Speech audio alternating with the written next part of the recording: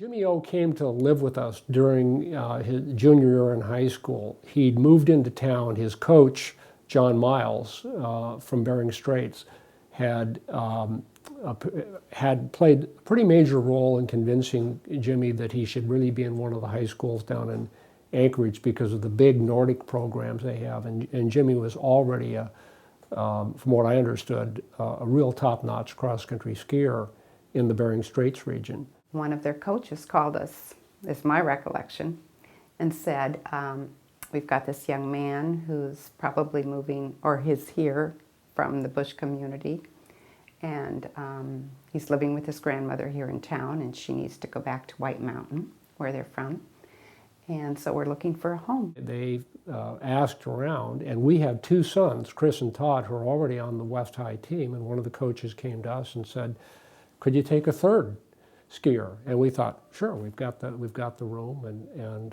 long story short, Jimmy O moved in with us in his junior year and became our third son very quickly. He just fit right in, and we just had the food budget just went up substantially because all three of those guys were competing in cross-country running and mostly cross-country skiing and burning a lot of calories doing it. Probably. He was a great skier.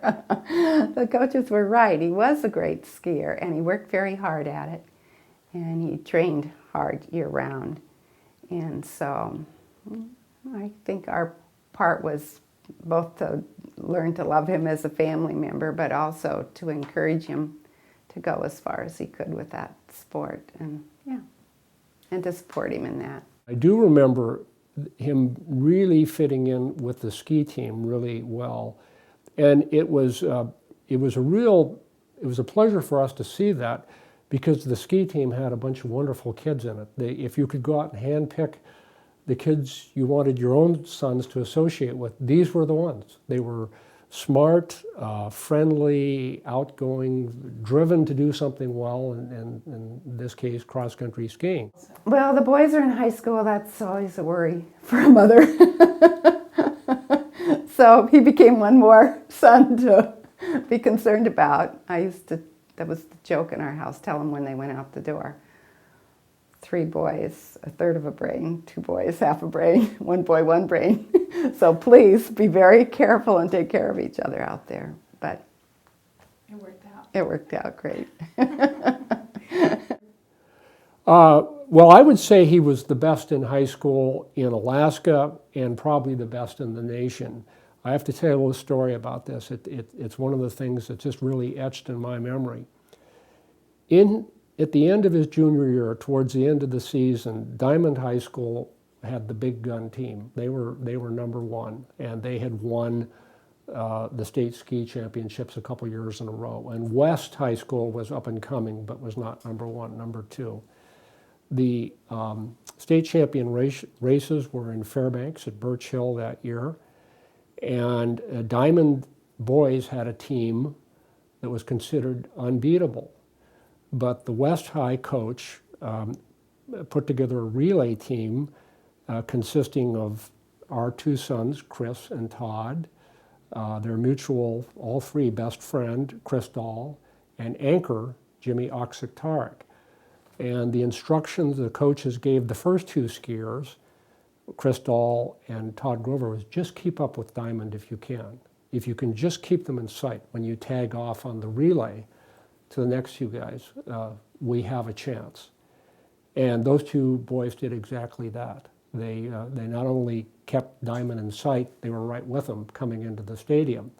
And then Chris was the 3rd skier for West High, and he took off like a rocket and actually passed his counterpart on Diamond. And I think Diamond had saved their best skier for last, and as had West, which was Jimmy Oxiktarik. And Jimmy took off, and the Diamond skier never saw him once they left the stadium. He was like a rocket, and he finished the race, and it was an upset. It was the first time that the West boys had knocked off Diamond. And I had in my office a photograph of those 4, Chris and Todd Grover, Chris Dahl, and Jimmy Oxiktarik, all hugging Jimmy at the end of the race at Birch Hill, and they're exhausted and ecstatic. And that to me epitomized what those guys were doing. And Jimmy ended up being the spark plug of that team. He was the one. It's emotional for me.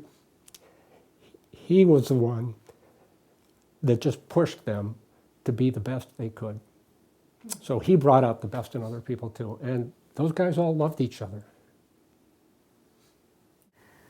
Well, it takes a lot of physical excellence to be a good skier. I think the coaches emphasize, and certainly we did in our household, that they had to have a good diet, and they had to be taking really good care of themselves. And they were working out really hard year-round. So I think it's just a lifestyle thing. You're trying to incorporate your values of a healthy lifestyle and pass those on to your kids. It's a great sport. If they like it, it's a great sport for that. A learning tool. I mean, they learn pretty fast if they haven't eaten enough, if they haven't had enough water to drink, if they haven't had enough sleep, if they haven't trained hard enough, that they're not going to do very well. Well, there are several values. If you look at what Jimmy was doing, that's kind of elite competition for high school kids, and not everybody will get to that level. So, and I don't judge the value of cross country skiing and based on just what the elite skiers did. I'll just take a step down. If you look at the ski teams, the big high school teams in Anchorage and the Valley and Fairbanks, what makes them different from the other sports is it's not just the A team playing basketball or the very best wrestlers, everybody's on the team. So while there may be some very good skiers at the top, there are some folks on the team who can just barely cross-country ski, but they're all participating. It's not like they're sitting on the bench and don't get called to play. They're just not skiing as fast as the other people, but they're competing against other kids from other schools who are maybe new at the sport. So one of the nice things about cross-country skiing is it's totally inclusive. It's not just the elite 5 or 6 men or women at the top, it's everybody. And then I go to another level that it's a family thing.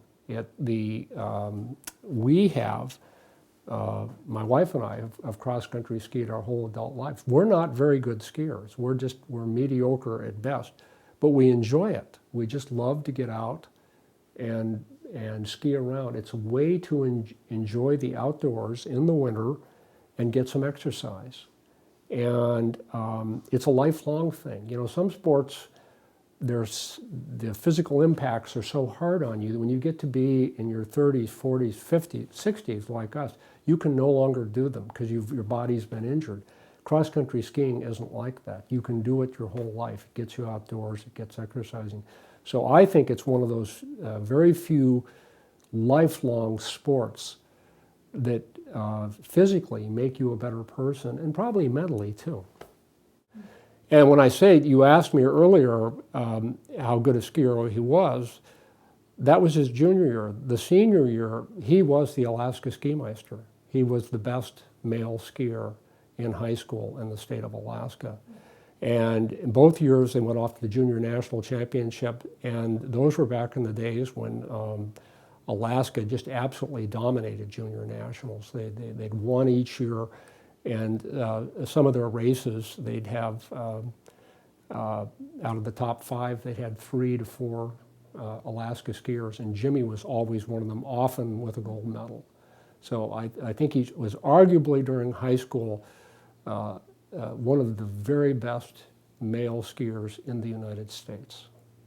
And I think he took the talent and drive that he had in White Mountain and landed in Anchorage, and they pushed it to a higher level.